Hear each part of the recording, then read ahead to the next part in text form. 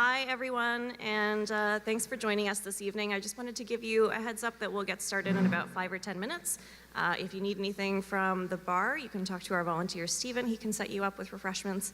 And otherwise, please find your seats, and we'll get started shortly. Thank you.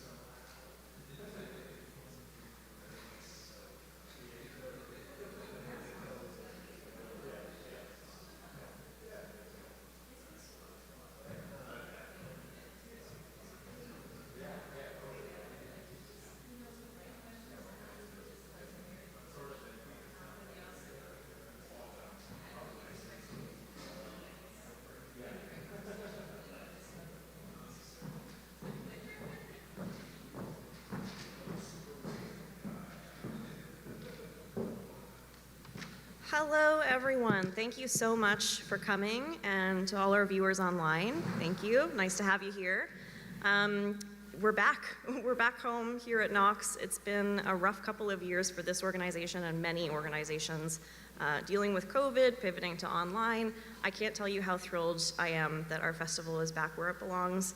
And now we have this extra ability to share with people who aren't able to attend in person. So thank you, first of all, for being here. I really appreciate it. I want to start by telling you that this festival, many other organizations, businesses, this city really is made up of settlers as uninvited guests on the unceded territory of the Algonquin Nation. I really want to urge you to get involved with your local community and beyond. I really feel that decolonization is not just a suggestion, it's our responsibility as settlers. So I really encourage you to do what you can to educate yourself and to contribute into doing that work. It's going to be very valuable, and it's really the least that we could be doing. I also want to thank some of our sponsors. The festival is made possible by Trillium Foundation, the City of Ottawa, and the Ontario Arts Council. We would not be able to do what we do without their support, and so if we could just give them a quick round of applause, please.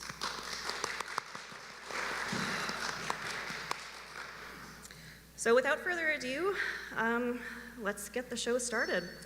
Our first reader is Bren Simmers. Her work, she's an award-winning writer whose work is rooted in a sense of place and is the author of 3 books of poetry: If When, Hastings Sunrise, which was a finalist for the City of Vancouver Book Award, and Night Gears, out with Woolsack and Wynne. Her first collection of nonfiction, Pivot Point, which is available at our festival bookstore, is a lyrical account of a 9-day wilderness canoe journey and a frank reflection on the roles of friendship, mindfulness, and creativity and play in the evolution of our lives. A lifelong West Coaster, she now lives on PEI. Please welcome Bren.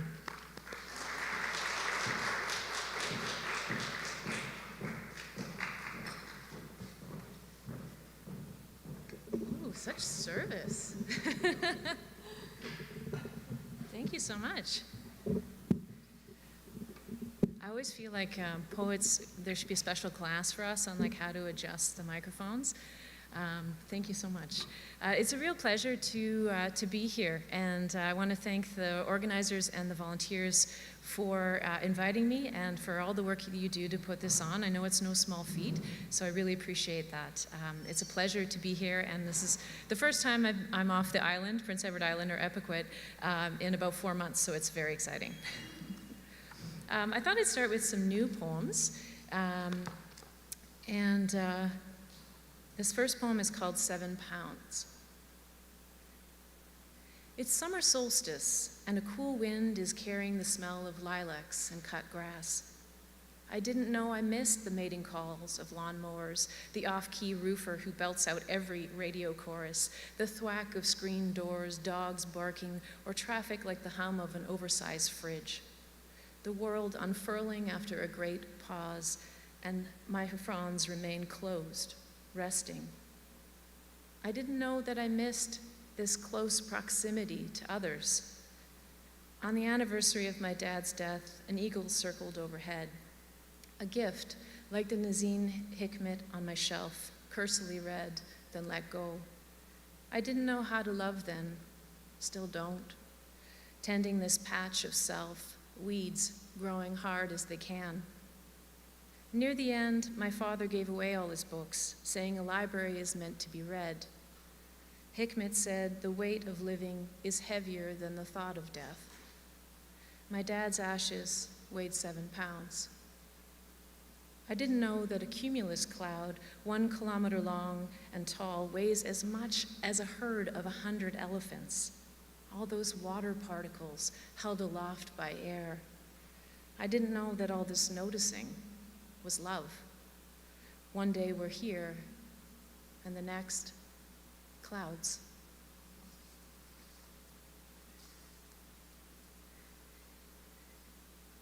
So I'm going to read 3 poems from a longer series called Overheard, and I had a lot of fun gleaning language from my friends at parties or my partner or just people on the street, and I'd write down something really good that they said.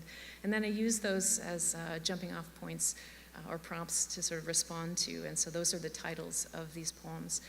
And this first one is forthcoming in ARC magazine, and I just want to shout out to ARC because they've been a supporter of me for a very long time, and I'm deeply grateful for that.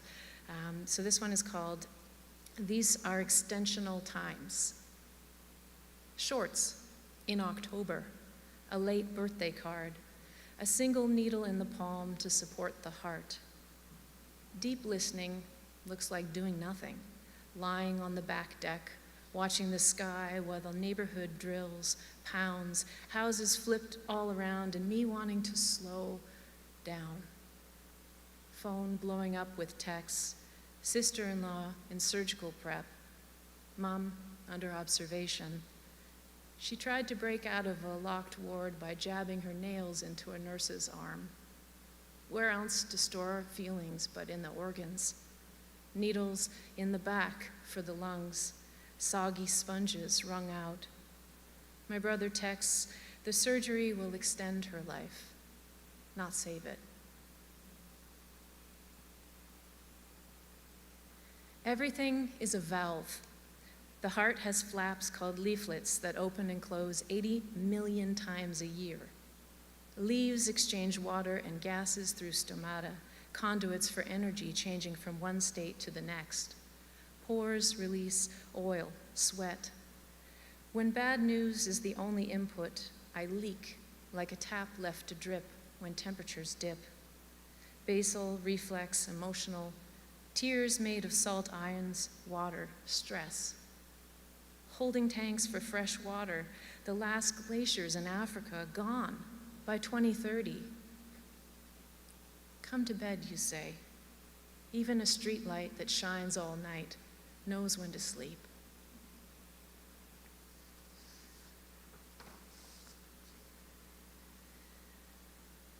The piano is the fireplace.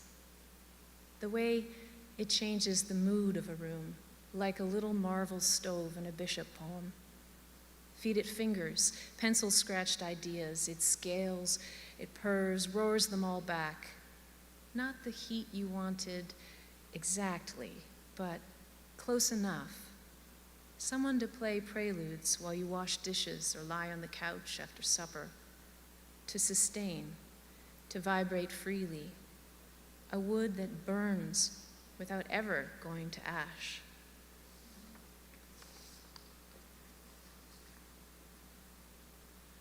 So I'm going to switch gears and read from my latest collection, If When, which came out in 2021 with Gaspro Press.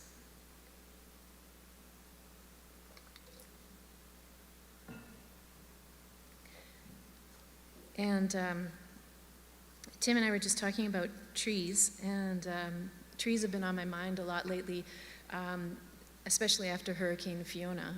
On Prince Edward Island, we lost somewhere between 25 and 40% of our trees. So if you visit there, you might feel a little bit disoriented because when you're out in the forest, the trees are like this, and there's just huge swaths that are down. And it got me thinking about this one tree where I used to work in Squamish. I worked at an environmental education center, and they had a huge swath of land that was protected, and one of the most amazing features on that land, aside from the salmon stream where salmon would return to spawn every year, was a 750-year-old cedar tree. And so to get an idea of that, if 7 or 8 of you were to stand with your arms out like this, that's how big around it was.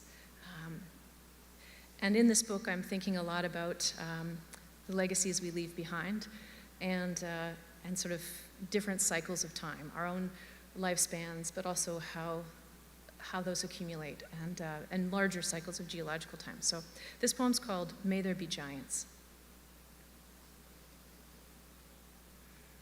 We lean on swayback cedar, lone remnant that soars over second growth, notched stumps the size of hot tubs, trunk worn smooth by hands, exhales a brief flicker of living memory. 750 years old. All the time spent against a cedar tree will be given back to us, we're told. So lean, look up. What of the men who logged this valley? Woodsmen who knew the scent of spring warm sap starting to run, the rhythm of their strokes not unlike the sway of branches above. What gave them pause to put down blades and leave this one giant untouched?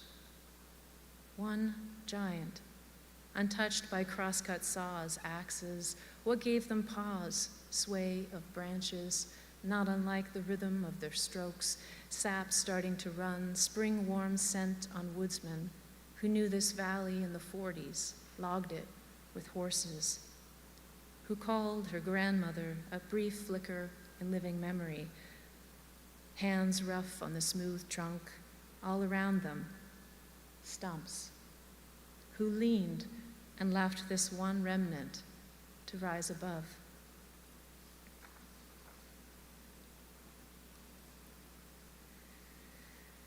So when I was living in Squamish, it was a really transitional time for the town.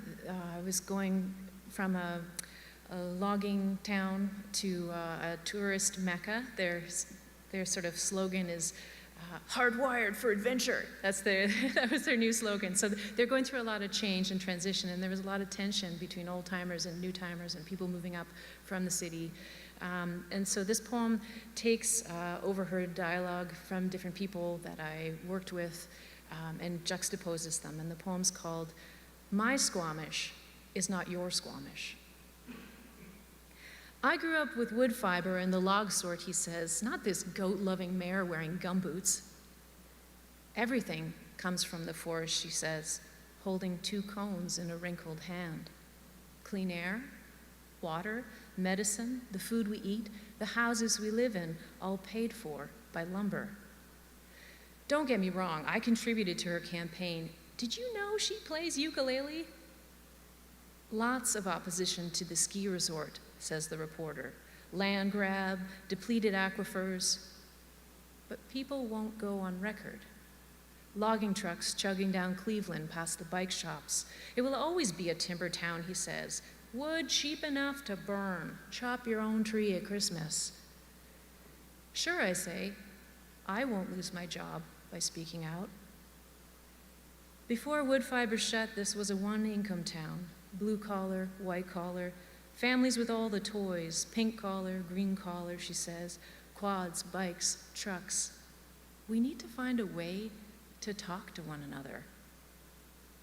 In Paradise Valley, they say neighbors on the dirt road know each other by what car they drive, by what color their driveways are during election time.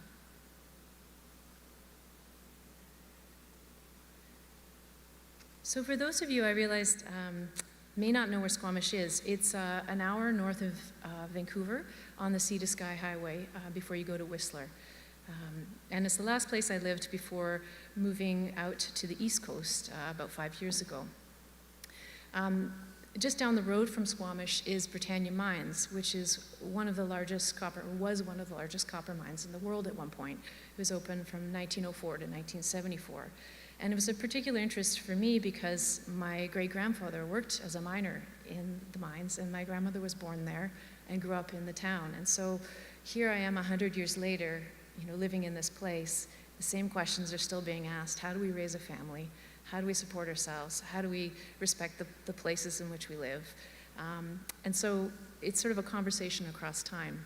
And this poem, there's 2 columns. One is my great-grandfather's voice, Dinty, and the other is me in the present, taking a tour of the mine, because now it's a museum that you can go in. It's called Widowmaker, Dinty, 1914. Some men stuff cotton in their ears to mute the artillery of drilling rock. No small talk. Stuff holes with dynamite and run. Save your yelling for fire in the hole.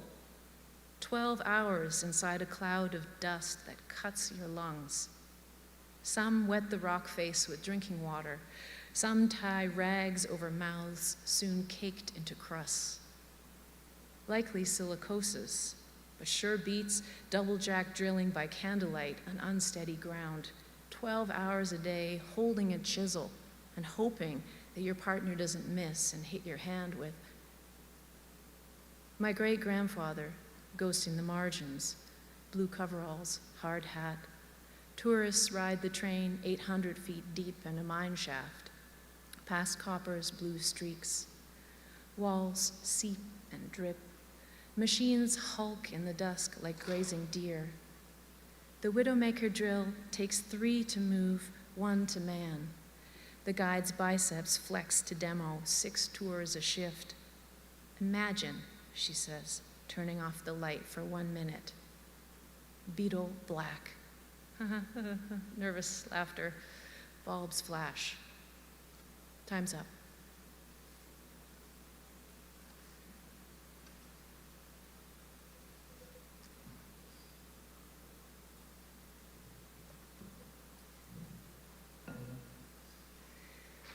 So this next poem makes reference to a sport that may or may not be familiar.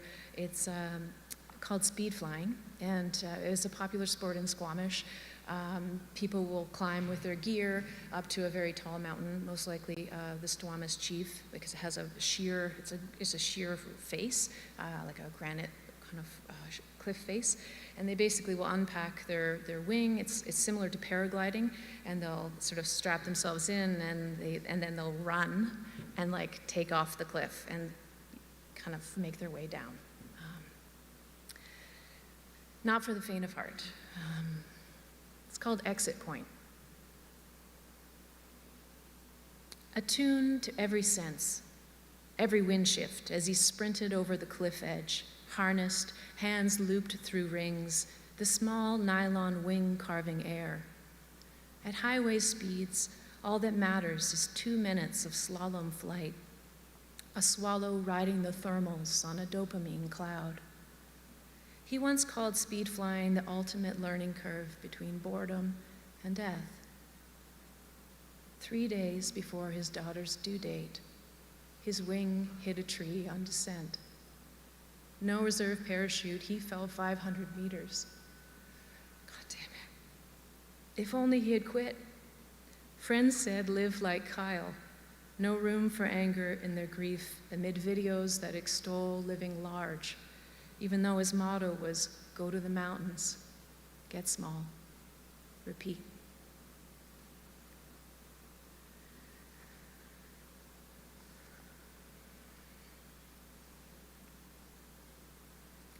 One of the things that I loved about living in Squamish was that when you were out on the beach or out on the trails, people would be like, "Where's your dog? Don't you know it's illegal to live here without a dog?" I think it was because there's so many bears. Like I'd be walking to the corner store and there'd be a bear, and I'd be getting into my car and there was a bear. And there was also a lot of mountain biking trails, and I would go hiking on them, and the mountain bikers would be like, "What are you doing? Why are you not mountain biking?" Each to their own. We appreciate nature in our own ways, and this is my favorite trail. It's called Jack's Trail. Let's call this paint chip 4 p.m. green. Lichen, liverwort, moss burgeoning into topo folds enters ankles, backs of knees, hip creaks. Call this forest bathing, a phytochemical car wash, chamois by cedar boughs, scrubbed clean by bottle brush. This sprung needle floor, the closest to dance hall, to church I found. High in the canopy, kinglets ring their tinny bells.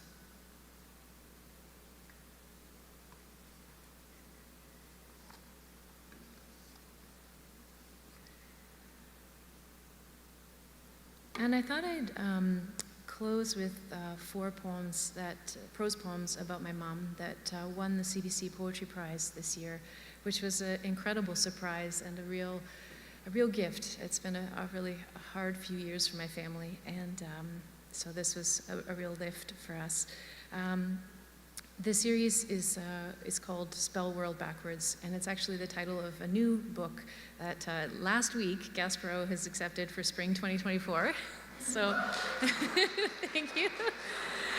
Very exciting news. But Spell World Backwards comes from the mini mental state exam. It's a test that doctors give to assess people for Alzheimer's. And it has 30 questions. And they'll ask you questions like, what season is it? What year is it? I'm going to give you 3 objects, and in a minute I'm going to ask you what they are. Penny, chair, and apple. Spell world backwards. I lay awake at night sometimes trying to spell world backwards, and it's really challenging. But when my mom first got diagnosed, she was 24 out of 30, and my mom thankfully is still alive, but she's in late stage now, so it's, yeah, she's in very severe cognitive decline, probably about a 6 out of 30. So while I could tell her about the news, she can't actually read the poems anymore, which is, it began with the notes. It began with the notes on the kitchen counter, dates scratched and rewritten on the calendar, doctor's mini mental exams, draw a clock, spell world backwards. The diagnosis took away your driver's license. By spring, you're in a home. Husband visits every Monday like a metronome, but not enough to keep steady. Days slough off with nothing familiar to anchor them. It began with the notes taped to the wall. I am 74 years old. To the phone, green to talk, red to stop. Taped to room 126, so when you wake up alone, you know home is where you wait for the notes to pile up until you can't read the letters anymore.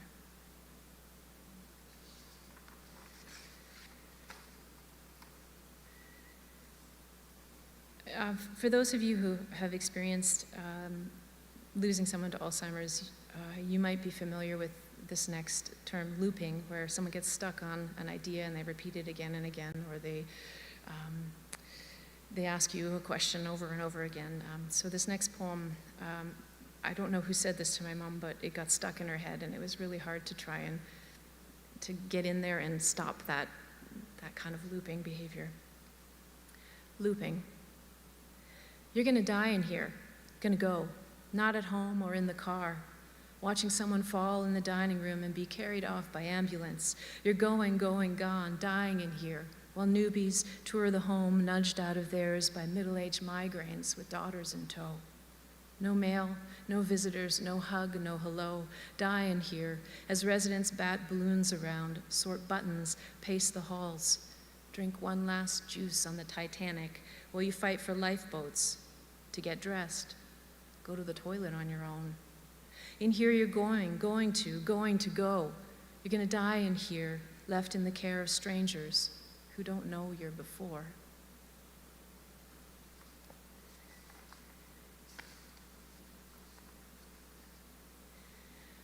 There are some humorous moments along the journey. I remember my mom had cataract surgery, and I asked her, well, how are your eyes after surgery? I don't have eyes. Or when she was having delusions, like in this next poem, the lady in the closet.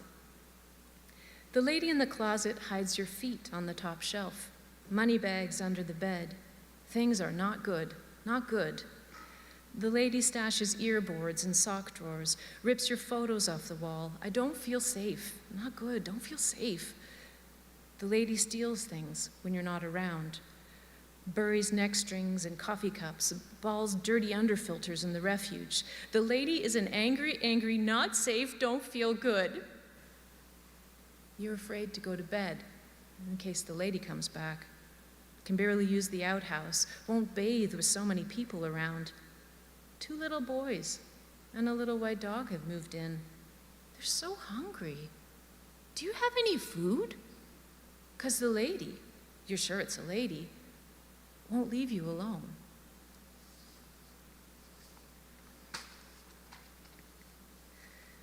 This is the last poem I'll read, and thank you for your attention. And again, thank you for having me here.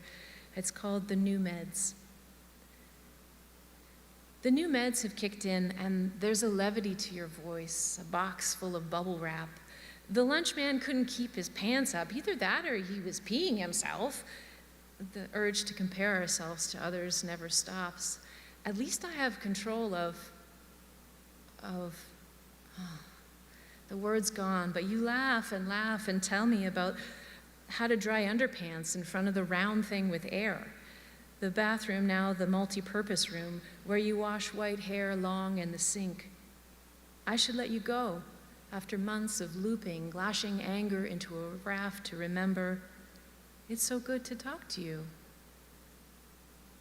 Like looking into a window that's usually drawn and seeing you inside. Still, Mom. Thank you very much.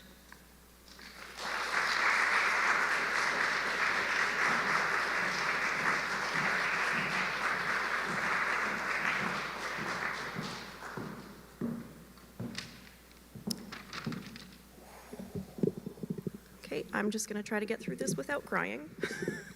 Bren, that was incredibly moving. As a person who also has a loved one suffering with dementia, it was really heart-wrenching. It's happening. It was really heart-wrenching, and I can't wait to get my hands on the book. Thank you for writing that. It was just absolutely beautiful. Okay, so now that we're all feeling very emotionally raw, I would like to introduce our next reader. We're so thrilled that she was able to join us here tonight. Jane Monroe's Blue Sonoma won the 2015 Griffin Poetry Prize. Her newest poetry collection is False Creek, and her recent books include Open Every Window, a memoir, and Glass Float.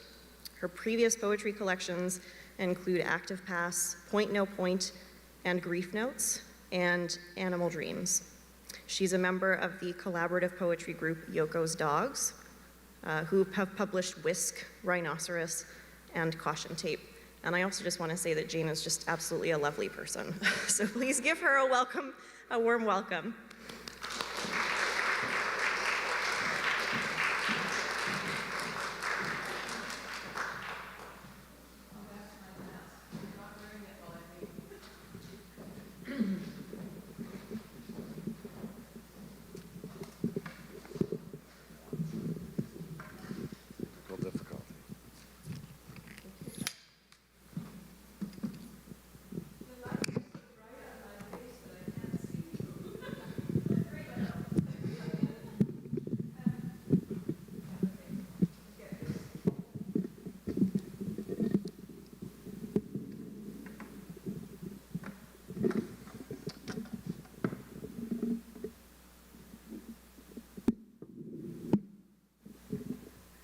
Okay. Thank you. Yes, Bren, I was in tears too. My husband died in 2013 of Alzheimer's, well, with Alzheimer's. And I went through the stages that you very movingly have written about. And I also know Squamish since I live in Vancouver, and I have been up and down the Sea to Sky Highway, and I've been through Britannia Mines, so it was all very moving, and thank you very much for your reading. And Avonlea, thank you so much for your introduction and in inviting me, and the Ottawa Versefest, thank you all the volunteers and organizers and the sponsors for putting on this festival and bringing me here. I'm very delighted to be here. I'm going to read tonight, all the poems that I'm reading are from my newest book, False Creek. There are there's Open Every Window and Glass Float in the back at the books table, but I'm just going to read from this new collection. And I'm going to read from paper because if I'm reading from the book, I'm looking down, looking at the small font. And if I'm reading from paper, I can look more towards you and I don't have to squint so much. but I will put my glasses on. For those of you who don't know Vancouver, I should tell you about False Creek. Vancouver, the downtown and Stanley Park are sort of a peninsula which is bordered on the north by the Vancouver Harbor between Vancouver downtown and North Vancouver and West Vancouver. And then on the south side of the downtown area, there's an inlet, which is called False Creek. And when I moved back to Vancouver after living for 20 years on the wild coast of Vancouver Island, the southwest coast, where I lived with my husband while he was, during the time that he was suffering from dementia, but also for 10 years before that. I started walking around False Creek on the seawall, and I realized as I was walking the seawall, which is very popular, if you've been to Vancouver and know Granville Island Market, that's probably the most familiar part of or to tourists anyway, part of the False Creek seawall. But I realized that I didn't know very much about the history of Vancouver or about False Creek. And so I began to do some research, and I went to museums, the Biodiversity Museum, Beatty Biodiversity Museum at UBC, and the Museum of Anthropology, and the City of Vancouver Museum.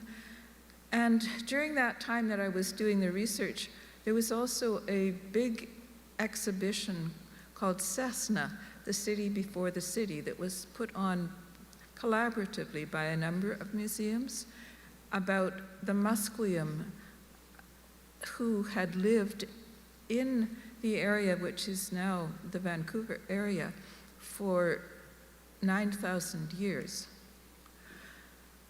And I began to learn a little more about colonialism and decolonialism. I took a decolonial aesthetics course at Emily Carr University of Art and Design, and that was very helpful. I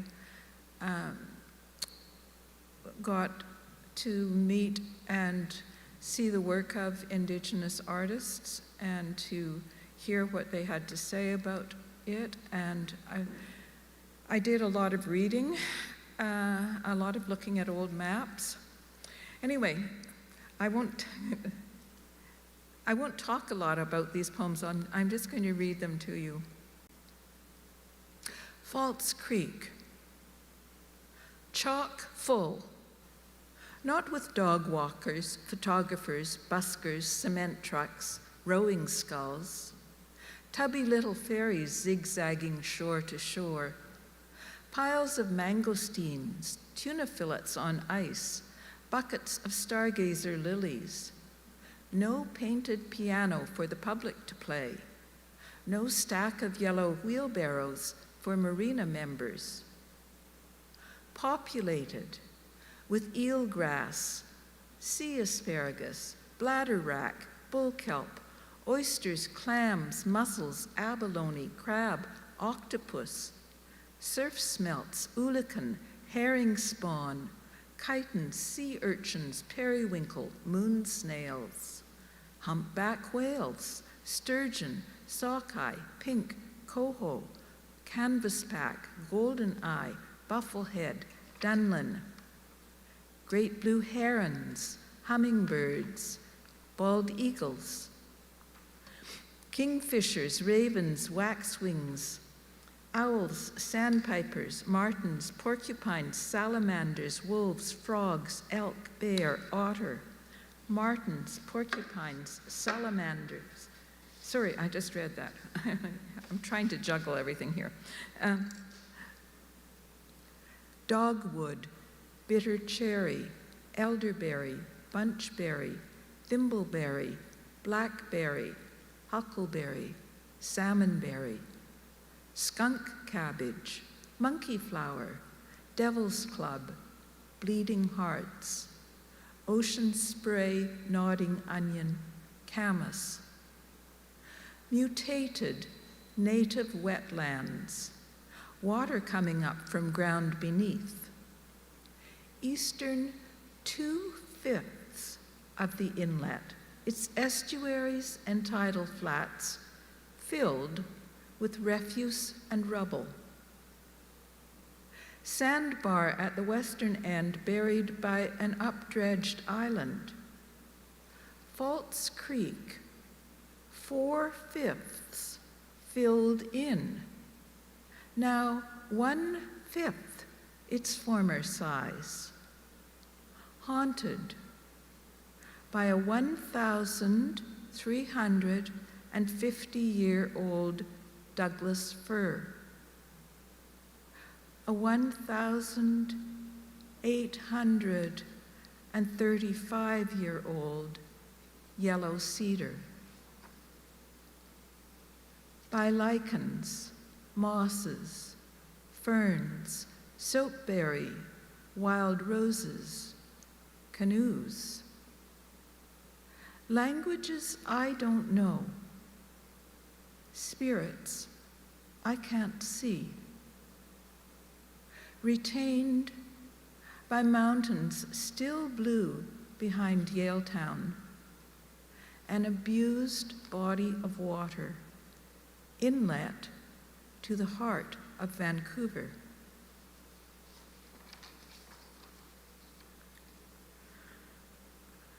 The Squamish village at the mouth of False Creek was called Sinaqua. False Creek, a Musqueam poet told me, served as a common garden, a supermarket shared by the Musqueam, Tsleil-Waututh, and Squamish. Walking home from Vanier Park, which is at the mouth of False Creek. Walking home from Vanier Park. That evening, I didn't know I'd arrived. Walked right over the site where the longhouse sat. I didn't know it had been home to 15,000 before the onslaught of European diseases. That evening, in a barred on the beach tent with the city as backdrop, watching a performance of King Lear, covering my eyes when Gloucesters are pried out, weeping with Edgar, weeping with Gloucester, weeping with the Fool, with Lear, weeping with Kent, and almost unbearable, Lear carrying Cordelia, laying her out, showing Kent the tremble of a feather. Break now, heart, weeping with poor Tom. In the storm, Lear's mirror, shedding identity, protection, sanity, all save the fool's kindness. Walking home late, uphill.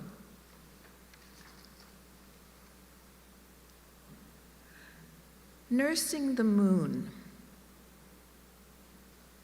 Small, frail, not a good latch, not tugging on the breast, not sucking milk out. The hours it will take to fill this new moon, make that much light. Days the nipple falls out, milk spills unswallowed. You pass the moon across, attach it to your other ache, distended, your blouse drenched, warm belly's sour smell. The moon can't take it all, stops gaining, starts to shrink. You can't let it go, cannot bear no light.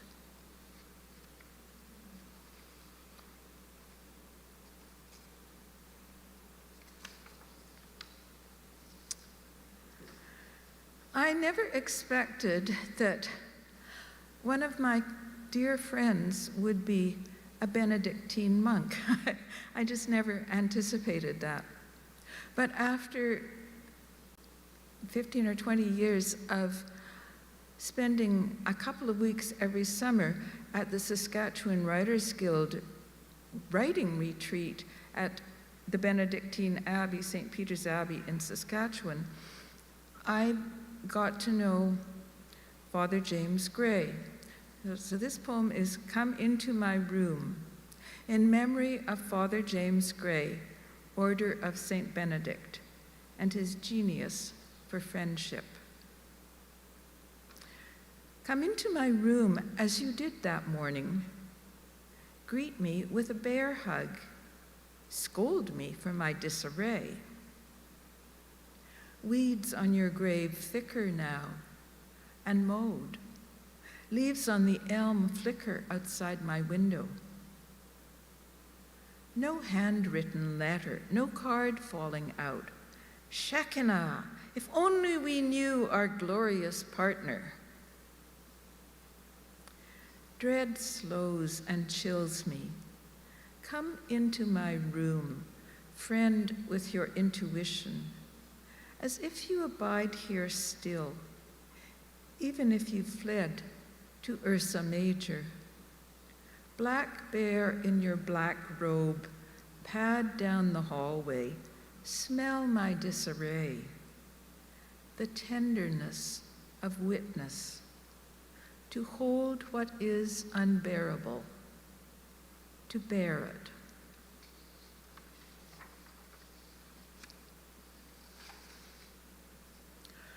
How come this cruelty? 215 pairs of children's shoes on monumental steps to the closed back door of what was Vancouver's courthouse and jail. Now is the Vancouver Art Gallery, across from Ice Rink University Law Courts, above 2 blocks of underground parking, 430 shoes in Tamara Bowles' installation. See to see to see the underground parking of children.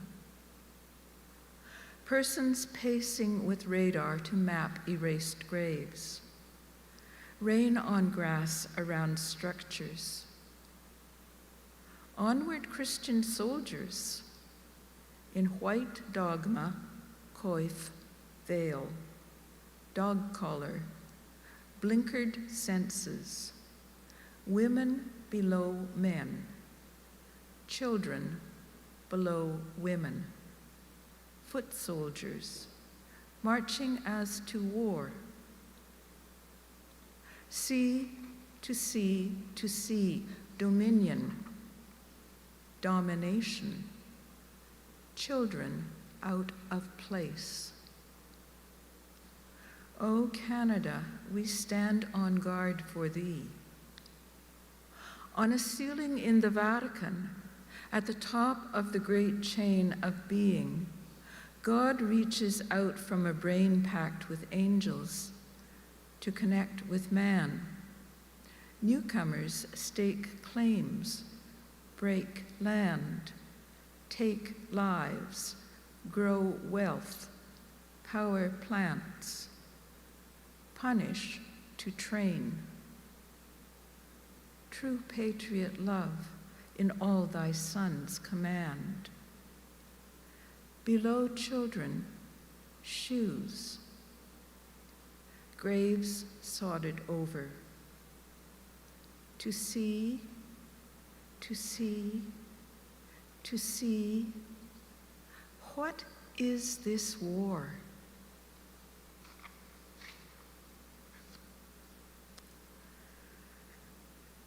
You may recall an exhibit, I think it might even have traveled to Ontario, of a Japanese painter, Takashi Murakami. Huge canvases He employed 200 art assistants to help him make them. Anyway, this poem is inspired by an exhibit in the Vancouver Art Gallery in 2018 by Takashi Murakami.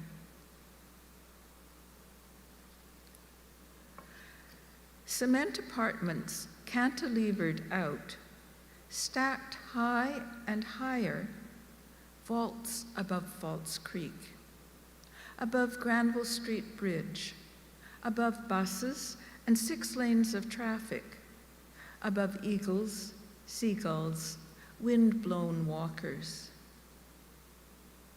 Catacombs under Alexandria, carved into limestone, spiral staircase, a well to radiating halls, leading to individual and family burial chambers. Preachers blaring from loudspeakers, their words crisscross and collide against buildings, echo through narrow streets. Lined with prayer mats, men and boys bow under the deluge. On a gallery wall, Murakami's gold leaf background embossed with skulls, and Murakami's black background embossed with skulls. Takashi Murakami hides skulls as well, as the dead are hidden in catacombs, and the flattened to their screens sad are coffined during lockdown in cement blocks. They do not walk beside Falls Creek. They do not meet black bears, grouse, eat salal berries, paddle handcrafted canoes, sleep under stars. They do not know the smell of their grandmother, could not track her. My youngest grandson told me when he was about 5 that he knew my smell and he could track me. Ballast. Fjords, inlets, the fingers of gulfs between us. Tidal bore of pain flooding ashore, living aboard as he does with his chemo, up and down, lunation after lunation, moon's gravity on the tides. Again, E. coli counts high. This inlet fed nations, oolacans and gulls, otters and eagles. Now, exhausted permafrost vents methane. Heat dome slaughters starfish, mussels, clams. Despair, deep and deeper, the steady, unbearable. Falls Creek, Vancouver's keel of grief. And I say keel because with a keel, a boat can be steadier, and with a keel, a boat can be steered.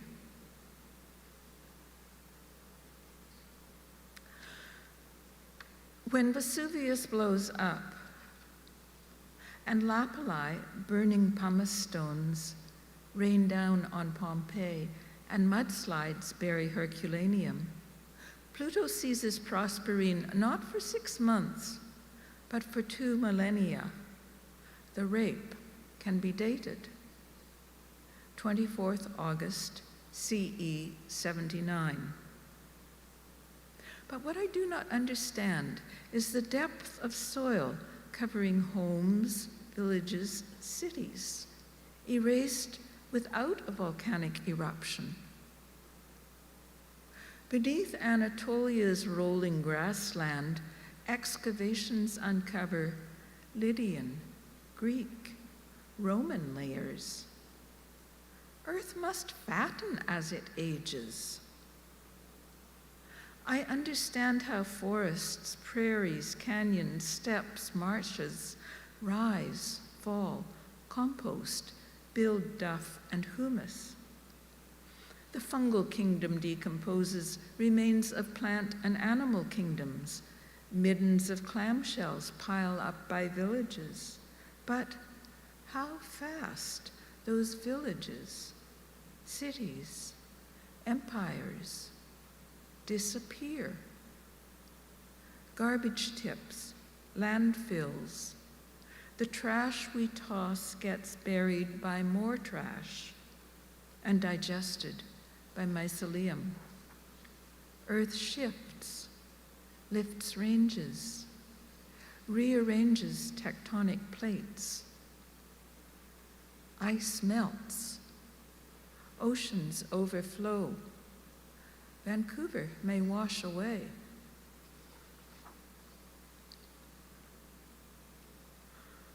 A body of water is alive. Tides and inlets breath. Currents embrace barnacles, mussels, oysters, cobbles, gravel, granite, support kayaks, fish boats, yachts. Carry alder leaves, dusty with pollen. Its skin, antic with wind and the orbits of raindrops, welcoming moon trails, reflections of sunrise. Buried, it leaves ribs, femurs, many metatarsals, its skull and winged hips in the rubble above it. Not that water appears armatured by anything calcified, but a body's ghost might take surprising forms, if only in a city's imagination. And strata do layer clamshells and otter trails. If awareness resides atomically in atoms and speaks elementally, quick steps with generations of steam, cloud, droplet, whiff of moisture, sappy trickle leaves to roots in phloem, water-bearing minerals lifted by xylem. If awareness is found underground on Mars, if water is alive, body, out of body, out of body.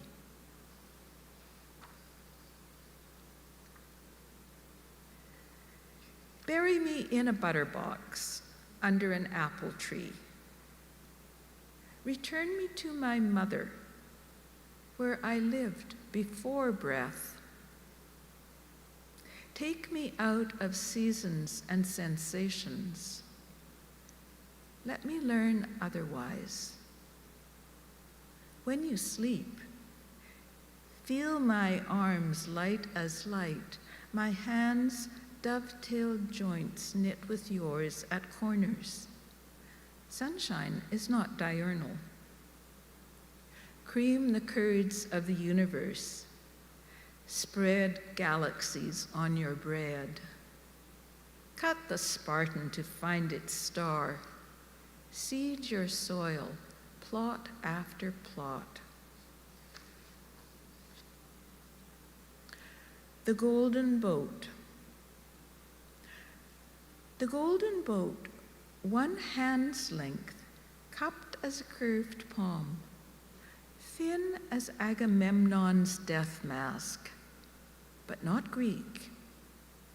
The golden Irish boat, from the 8th century, in a glass case not far from the River Liffey, through whose mouth many fled, oppressor after oppressor.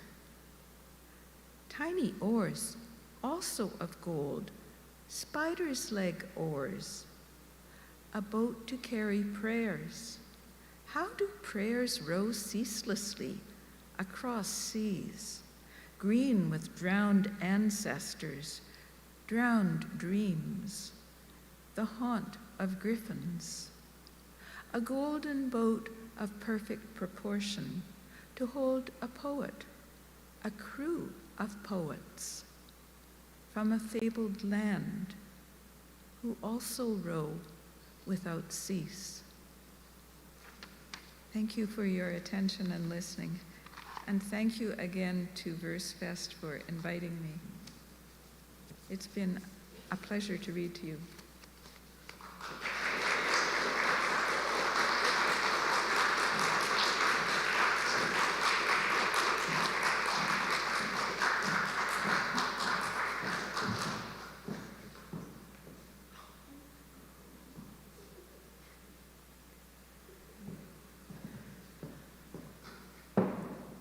Wow, what a way to kick off the festival.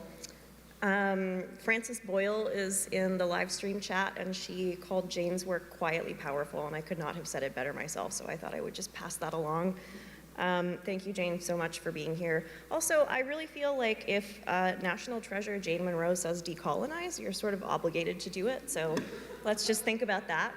I want to thank everyone who has helped to make this festival possible, especially our volunteers who have been, just so important, over the years, and are finally getting to come back and join us now that we're back at Knox. If you, like me, maybe need to decompress a little bit after all of that poetry, I invite you all to join us at our hospitality suite. We will be at Cooper's Bar at the Embassy Suites Hotel, just a block over on Cartier. There should be complimentary snacks, get some drinks, talk about poetry. We'd love to see you there. And we have phenomenal events. What's that? Unfortunately, no. Well, I don't know. Steve, Trevor? Yeah, and we have phenomenal events planned throughout the week, so I really hope that you'll come back and join us. I'm so excited to share these incredible poets with you. And again, we'll be here till Sunday. Thank you all, and have a great night.